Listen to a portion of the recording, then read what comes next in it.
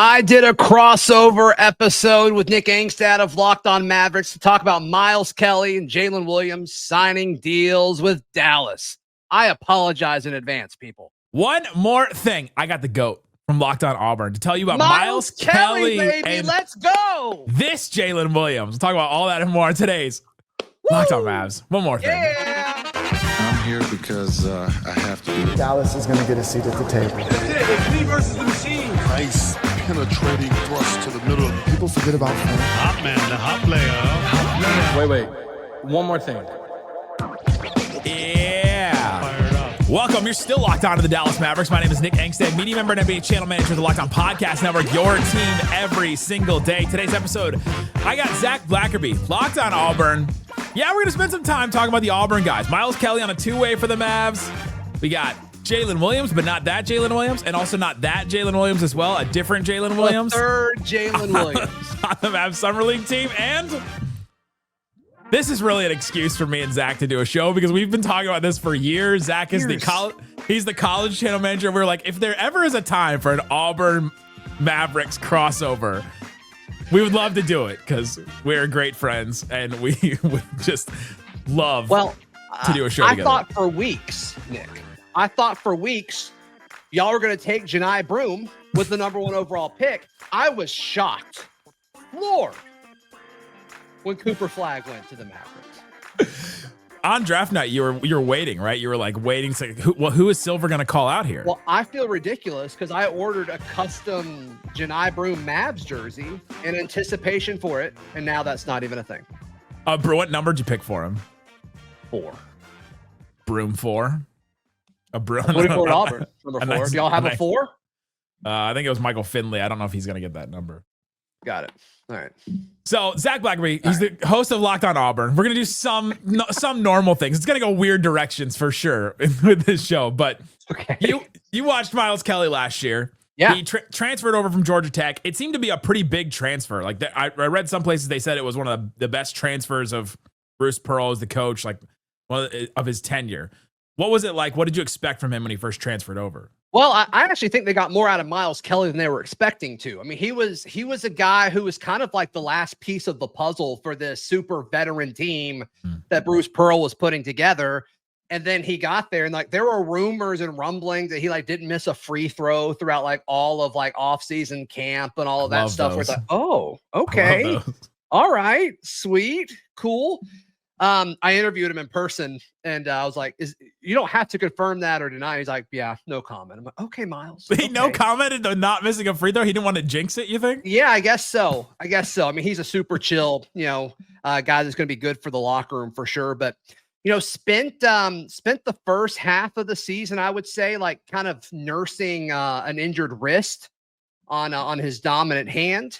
But over the course of the season, you kind of saw these spurts of him being effective from outside. And then obviously he was a really good defender for the Auburn Tigers. And I mean, a battle-tested dude, an experienced player. And I think he's certainly worthy of a shot at playing at the next level.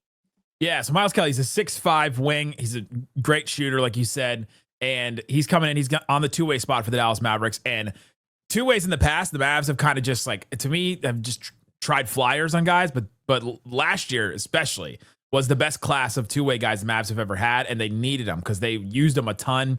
They had a ton of injuries on the Mavericks team, and so these two-way spots I think are important because of how injured this Mavericks team can get. Anthony Davis, Anthony Davis just had his retina like reattached to his eye. Like that was a big problem. He just had surgery on that.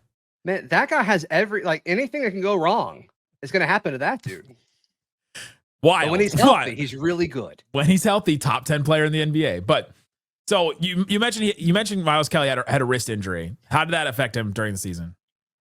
Yeah, I mean, I think you saw him, pull up or choose to attack the rim less, and so he pulled up, and maybe he took more shots, that might have been more contested than he would have liked. But Bruce Pearl, Auburn's head coach, is never going to tell guys to like not shoot it. They all have the green light. He's certainly a player's coach, and it's certainly benefited. But Miles is a guy, though, that when late in the game, when every possession seemed to matter a little bit more, Miles consistently stepped up, and he was the veteran guy, one of the several of Auburn's veteran guys that wanted the ball in the biggest moments. And he had an incredible moment to beat Tennessee, which is one of the better games of the season. I'm incredibly biased, but I think most people would agree.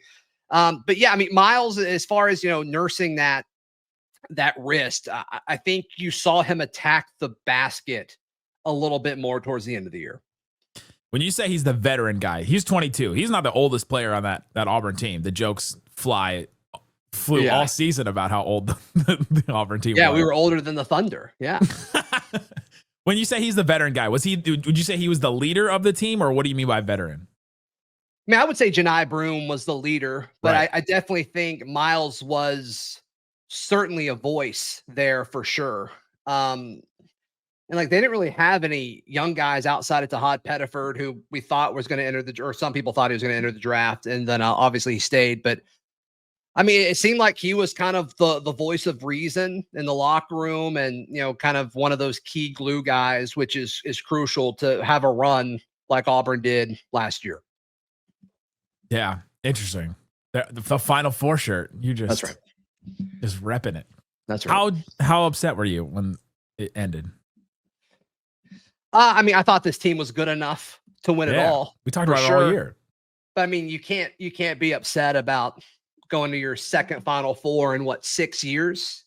I mean, not a whole lot of schools can say that they were able to do that. So I do think that was cool. And I do think, Auburn won the toughest conference in the history of college basketball this past season. When you look at Ken Palm and all the analytics, the SEC was stupid. It was stupid how deep it was. And I mean, Auburn really ran through it. They clinched it with like a week and a half left to go in the season. It's pretty remarkable. It felt like the Mavs going through the West in 2024, where it was like they just got beat up on the way there. They're just playing better team after better team. And then the Celtics were like, hey, we just kind of like walked through the East. And then that's how it went in the end for the Mavs. Just imagine having a guy, though, that like carries you through all that, and then you trade him. We're not doing that yet? Kyrie's still on the team. Oh, okay. No, we get comments on that every single day. Stop talking about Luka. Guys, it's good. All right. We're talking about Miles Kelly. People are going to bring it up. People are going to bring it up every time. We're just going to. The biggest trade in sports history. I thought Cooper Flagg fixed all that. Some of us are over it. Some people are definitely not over it. Where are you on that, on the over it scale? Personally? Yeah. Personally, I'm like, there's still going to be ripple effects. I'm still going to talk about it. I'm still going to compare what a Luka offense was to now a Cooper Flagg offense. I'm still going to talk about the difference between Luka coming into the draft and Cooper Flagg coming into the draft. Like, I'm still going to compare those things and talk about it.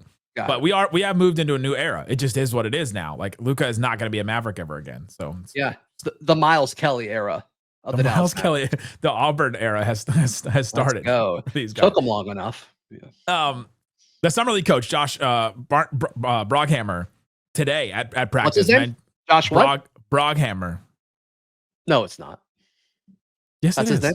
What do you think his name is? I don't know. That just didn't sound real. Broghammer. I was thinking also about the Thunder have a guy named Barnheiser, and I got them. I could see how you would mix those up. As I was going through that in my head. Yeah. He said this about Miles Kelly today. Okay. He can shoot the rock. Yes. Last week he played with Brandon Williams, who was a two-way guy for the Mavs last year and is now a regular spot guy for the Mavs. Had a great end of the season. He played with Brandon Williams a lot in 5-on-5 stuff, and he was like, "Man, I don't have to do anything but just stand there and be ready and shoot." I also read a story about how he said the same thing about Auburn. He transferred to Auburn because he wanted to play with better players. He wanted to get set up a little bit more. How did you see that come to fruition for him? Yeah, I mean, he was maybe the third scoring option on the team. Yeah. I mean, Janai, then probably Denver and Tahad, then him. Yeah. So, I mean, he was open a ton, and he was open on, the corner three. That was kind of his sweet spot pretty consistently. On both sides. So yeah, I believe that. And just a dude who also, like, I don't think this gets talked about enough, but like he's such a good defender, and he's so willing to, if he's going to play, just like 6-8 minutes a night or whatever for Dallas until he gets a better roster spot, like he's going to give everything he's got, which I think is I mean, everybody has comments about defense being played in the NBA or whatever, but like it wins championships. It's important. It's important, and I think he's going to do that. I think he's going to defense wins championships is what Nico Harrison said like 80 times after the Luka trade. By the way, he's a really good GM because he picked up Miles Kelly. That's just what they say. Your co-host asked, if he should still be employed, and he's like, "I've done a good job." I'm like, yeah, yeah, right. I'm sure he has. That's correct. Yeah. Coming up, let's talk about an underrated aspect of Miles Kelly's game that Coach Broghammer talked about today at practice. And what is Jaylen Williams? Who Jaylen Williams? We'll talk about that and more coming up. Today's episode of Locked On Mavs, the One More Thing, is brought to you by. What's it brought to you by? Monarch Money, baby. Monarch Money. Ever wish your managing your money felt easier? It can. Whether you're growing your savings, planning for a big purchase, you got a couple of kids, you bought a house, you've got a whole bunch of money things going around. You got multiple businesses, you've got all kinds of things. Yeah. You could use Monarch Money yourself, but it's not just a budgeting app. Is it just a budgeting app? No, it's not just a budgeting app. It's a complete financial command center. Sure, it helps with the budgeting. I love, Nick. Normally, you have to combine different financial apps for the budgeting and then managing your investments. You do. No, the dashboard at Monarch Money, it's great. It's got everything. This is the budgeting stuff. This is the investing stuff. It's all right there in front of you. Just waving both his hands in front of his face. That's exactly what it is. I love the flow charts where you've got, this is my income over here. And then coming from here is how I spend all the money. And it goes across like this. And then this is what I've spent over here. So you can see the difference between those two. And I love seeing those different flow charts. Yep. 100%. Take control of your finances. The first thing you ever said to me is you're like, I love Dirk, the Mavs, and flow charts. Monarch Money's made for you, my guy. That is true. Circa like 2019 when I first had my first conversation. When we were doing social for Locked On, before we were channel managers. We did something else before that. What was that? We were writing for the website stuff. Remember that? Oh, clutch point. Take control of your finances with Monarch Money. Use the code LOCKEDONNBA at monarchmoney.com for 50% off your first year. That's monarchmoney.com. Code LOCKEDONNBA for half off your first year. Shut it down! Let's go home! It's the One More Thing bonus episode of Locked On Mavs, where Zach and I remember fondly our history together through the ad breaks. People either love this or hate this. There's no in between. It's very true. They're either gonna be like, "What the hell are these guys doing?" You're like, y'all have college shows? What? Well, we had JJ on to talk about Cooper Flagg for sure. So they're aware of college shows. So we definitely have that. But yeah, got it. Zach from Locked On Auburn is here. We're talking about Miles Kelly. You mentioned his defense. Talk to me about his defense a little bit more. What kind of players was he asked to defend? Was he considered the best defender on Auburn? Like, what was his task? Yeah, he wasn't the best defender. Denver Jones was Auburn's best defender, who was the starting point guard last year. But obviously Miles started next to him, and there would be games where he would guard the primary wing. There'd be times where he would guard the whoever was bringing it down the floor. So I mean, I think defensively he could guard at the college level with his length. He could guard 1 through 4 if you needed him to. Obviously, at the next level, I don't think that's going to be able to happen. But at the college level, I thought he was pretty effective at that. So he was more of a guards, run around screens, that kind of guy, or he's a point of attack type defender. Right. And the Mavs have needed guys like that. And if you can do that at a high level, you can do big things in the NBA. So we're talking about a real 3-and-D type player, which is, you're going to have a spot on an NBA team if you can do both those things. I mean, you know how far you can run. How far can you run? Miles. I'm going to let you sit in that one. You felt good about that one? Hated it. Coach Brockhammer on Summer League today at the practice also mentioned Kelly's rebounding is an underrated skill. He said he's a great athlete, and we encourage, as the Mavericks, if you get the rebound, push the ball up the floor, get that thing up the floor in the first 3 seconds. And that's something that he's been doing as one of our top guys here in practices and in fives last week, getting the ball and bringing it up the floor. What did you see from that aspect from him in Auburn?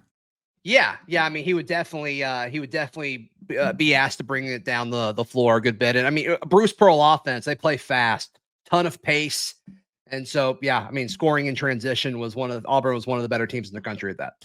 You can say in Auburn, at Auburn, with Auburn, on Auburn. You could say you have to say in Dallas, on the Mavericks, with the Mavs. I guess you could say with Dallas. No, I think making the Final Four allows you to do lots of things. 100%. I'm just saying because it's the name of the team, but also the name of the school and also the name of the city as well. You could say all those different things. I've never really thought about it that way, but I guess that's true because it's more of a place than like a team. It's a like place and a school. That's right. A city. Yeah. Incredible. State of mind. Incredible. Tell me about Jaylen Williams. What Jaylen Williams, 6'8" forward. He was all SEC in 2023-24. He played Auburn for 5 years. This I still don't fully understand as guys playing 5 years. Yeah. One of his years was a COVID year. And so that everybody just acts like that didn't happen when it came to eligibility. So yeah, super interesting career, super historic career when you talk about Auburn. When he was done, he was the winningest player in Auburn basketball history. Dylan Cardwell beat that record this year. I think he was another 5-year guy. But yeah, a guy who I'm pretty sure he started at 3 different positions. His first year, Auburn had like these self-imposed postseason bans and I think some of that had to do with Bruce Pearl kind of knew the team that he had. Sharif Cooper was kind of the star of that team, and there was drama of like, is he eligible? Is he not? But due to that, like Jaylen played a ton of center that year. And then, I mean, I think his natural position at college was the 4. That I'm pretty sure he started at some 3 as well. So a versatile guy offensively and defensively, just a guy who kind of always seemed to do the right thing and didn't really make a whole lot of mistakes.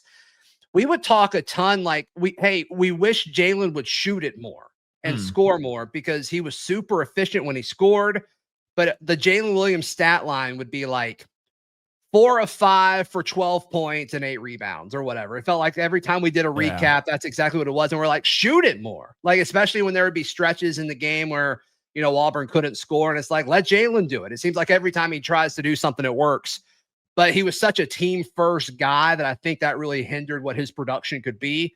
But I mean, the Jaylen Williams era of Auburn basketball is like the winningest era of Auburn basketball until you count, this year versus his first year. So yeah, a really good Auburn basketball player for sure. And he wasn't on the team last year. He didn't get drafted in the draft. Played for the G League last year. Played for the Grand Rapids Gold last year. Where's Grand Rapids? Do you know? I don't know. Do you? Michigan. Yeah, I used to live there. You used to live in Michigan? I did. Yeah, from the ripe age of 3 to the ripe age of 8. Really? I mean, that's a pretty long time. 5 years. Those are like key developmental years right there.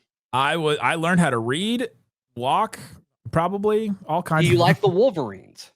Yeah, my mom was born in Ann Arbor, and my mom's whole family lives there. So we've been. Got it. I grew up in Ohio after Michigan. I grew up in Ohio, and everybody around me messed up. Everybody was. I'm just all Midwest. All my whole family was Michigan, and everybody at school was all Ohio State, and they never won the Michigan Ohio State game my whole middle school, high school career, and it was terrible.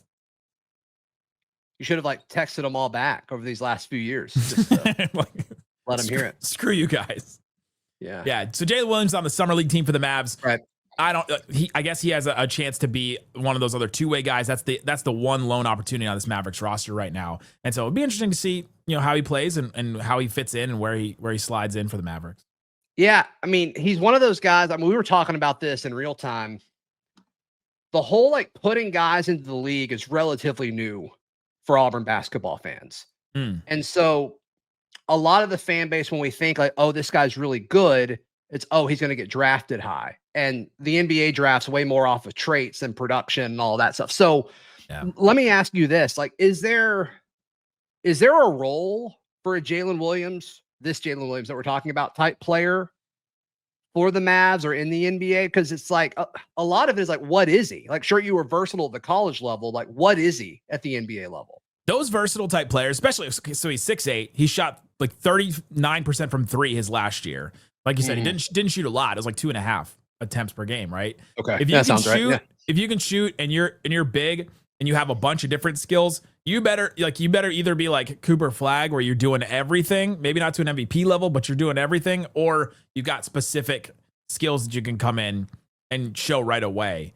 And yeah, there's just so many good players at those forward spots right now that it's hard for specialists to try and break through anymore. But guys still get paid, like a Duncan Robinson. All he does is like shoot threes, and he just got signed to a big deal. Sam Hauser for the Celtics, kind of the same thing. But yeah, I think when guys play for so long, I mean, like Jaylen Williams played at Auburn for 5 years, like you said. Miles was a senior last year, 22, a little bit older than you would typically like for a guy to come into the league. How much does that play into this? Like, if it's tied or close, like, does the nod go to the younger guy typically? Yeah, I think that's what we've seen in the draft is younger guys get that nod pretty much every time. But then we've seen it backfire. Like Jalen Brunson went in the second round. There's no way he should have gone in the second round. He was awesome. Right. Just seen that over and over again. But I mean, your guy Walker Kessler drafted him, right? Did 33. They drafted him 33. And y'all traded. What did y'all get for him when you traded him? We got. This isn't a bid. I genuinely don't know. Oh, nothing. They didn't trade him.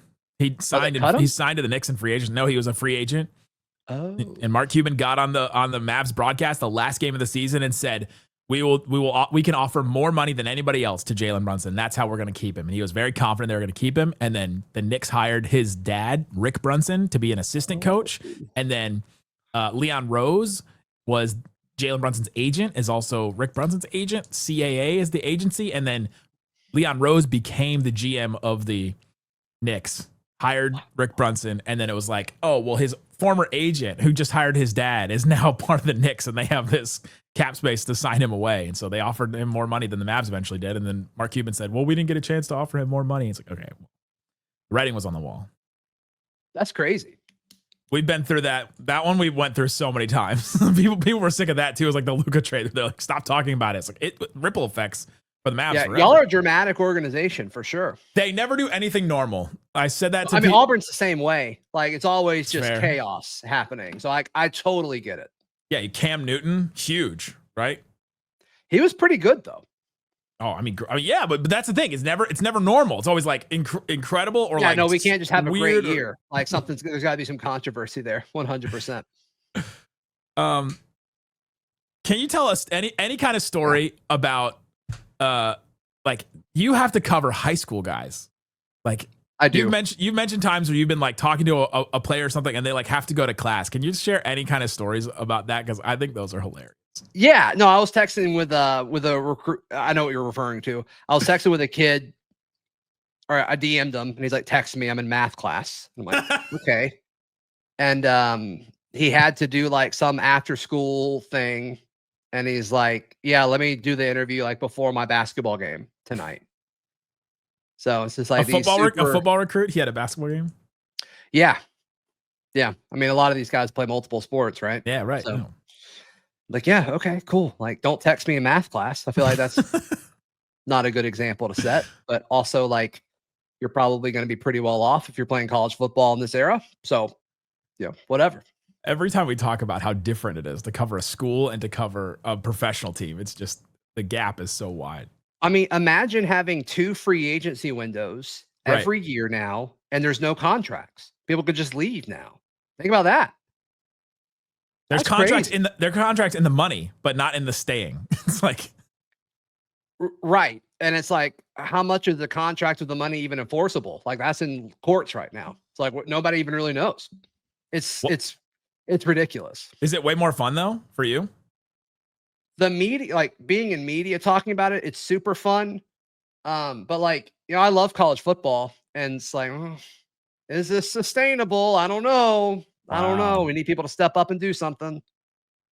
Well, and it takes that college thing where people are like, I got to learn new guys every day, like every year. Now it's like twice a year, maybe you got to learn new guys because people will leave. And yeah, well, for basketball, for sure. I mean, Auburn made it to the Final Four last year. I can't say that enough. We have one guy coming back, Tahad Pettiford. And if he would have stayed in the draft, we would have had no guys returning. Wow. But like, that's not unusual. Like that, a lot of people are like that. Did a bunch of guys transfer? Well, we were really old last year, so a lot of our guys graduated. Yeah. Who's your favorite former Auburn guy that's in the NBA? So you got Walker Kessler, Jabari Smith, Sharif Cooper, JT Thor, Isaac Okoro just got traded for Alonzo Ball. Yeah. Chuma Okeke. Probably Jabari. Yeah. Probably Jabari. I mean, what he did was pretty, like, we haven't seen another Jabari Smith. There's been other guys that have kind of had similar impacts, but yeah, Jabari. I mean, Jabari came in, was like probably the second best Auburn basketball player of all time. And he did his thing, won an SEC championship and left. Do people at Auburn love Charles Barkley? Because every time he gets mentioned with college, people mention Auburn. Yeah. No, Charles Barkley's great. 100%. He's 100%. as beloved as people In fact, I had I think he's in the Mount Rushmore, right? One of the best offseason topics you can do. He's in the Auburn Mount Rushmore for sure. I think, though, now when you talk about legacy and winning, like, I think Janai Broome passed him as the greatest Auburn basketball player ever. Wow. Yeah, that's my take. A lot of people hate it. A lot of people agree. So that's wild. What did he do? Taking him to a Final Four? That was what cemented him, or just individually? Yeah. And we've won. I think he won 3 championships at Auburn. I don't think Charles won one. Nothing against Charles, but like, I mean, we didn't have anybody else. So I mean, winning championships has to matter. It has to. Have you heard? You've heard that story where Charles Barkley tried to pay Dirk to come to Auburn. Oh yeah. What would that have been? That would be awesome. That would be great. That would be amazing. He gets this. Dirk gets discovered at Auburn. It's kind of funny to think about. And like, we were like, when he would have been there, like, it would have made no sense whatsoever because we were so bad at that point. You would have been getting paid though. That's right. If you're interested in Auburn or SEC or just like college sports at all, Locked On Auburn is amazing. I've listened to so many episodes during their run to the Final Four, by the way. Auburn made it to the Final Four last year. Go listen to Locked On Auburn. Yep. Great stuff all the time. You also run the whole college channel. I do. Between the two of us, we run 2/5 of the network. That's right. If we go down in a plane, everything goes. The whole network goes down with us. What do you think David would do? He would replace us the next day.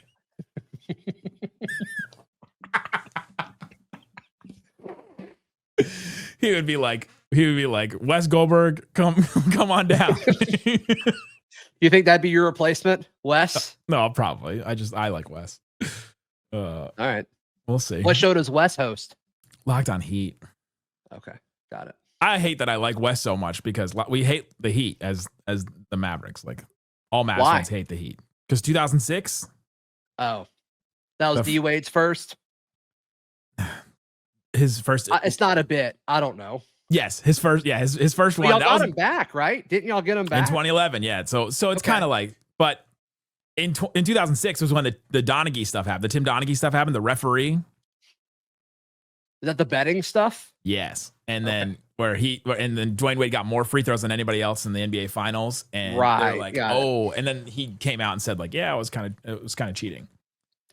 Hey, speaking of a lot of free throws thing, where are you with this SGA being a free throw merchant? Where are you with all that discussion? He doesn't take as many free throws as people think that he does. He definitely gets calls. And the thing about SGA and watching the Thunder at all, the contrast between what their defenders, like Lou Dort, I cannot stand watching Lou Dort play defense, even though he's incredible at it. Watching Lou Dort play defense, watching Alex Caruso play defense, even Jaylen Williams, the J-Dub Jaylen Williams from Santa Clara. Not Auburn Jaylen Williams. Correct. Or Arkansas Jaylen Williams. Got it. Watching them play defense and how physical they're allowed to be, and then watching the calls that SGA gets is so jarring that you go, oh, he must be a free throw merchant. He must just be getting these free throws because the way that they're calling him is so different than the way that their defense gets called. Got it. You're really into cards. Like this is where I was going. Do you remember? Do you know what I'm about to say? No, I was about to say. Last year, I had several SGA cards. And I asked you, like, will his stock go up? And you said, no, it really can't. So I said that? Damn. I sold all of them. Still made money, but I see some of those similar cards going now, and I'm like, all right, that's fine. So I'm never asking you held that. You held that until we were recording on the show. I wanted it out there. So you could expose me. Absolutely. That was just when the Mavs had just beaten them in the and it seemed So like, you do remember me asking you that?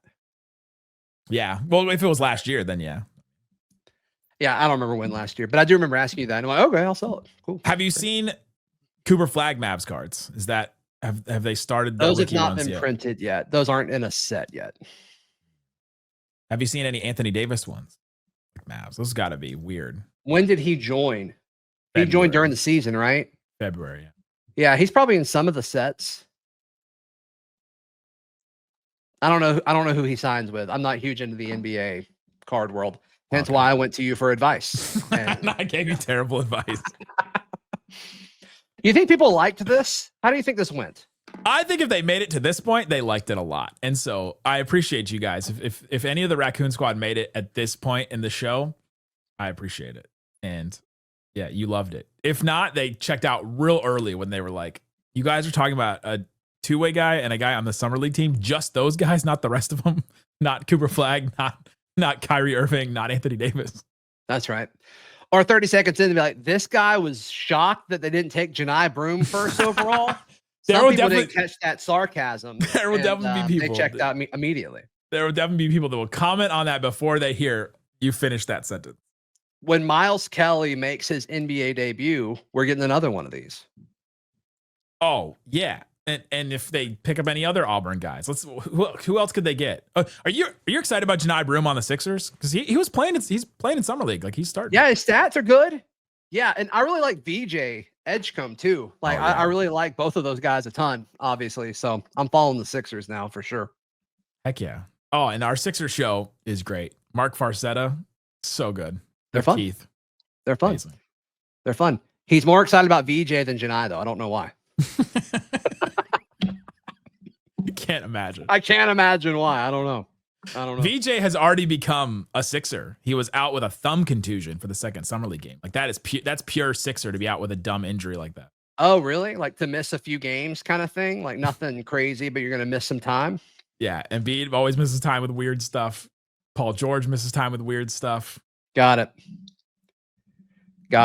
Even Jared McCain missed time last year, not with weird stuff, but definitely missed some time. Too much TikTok dancing, right? Isn't that him?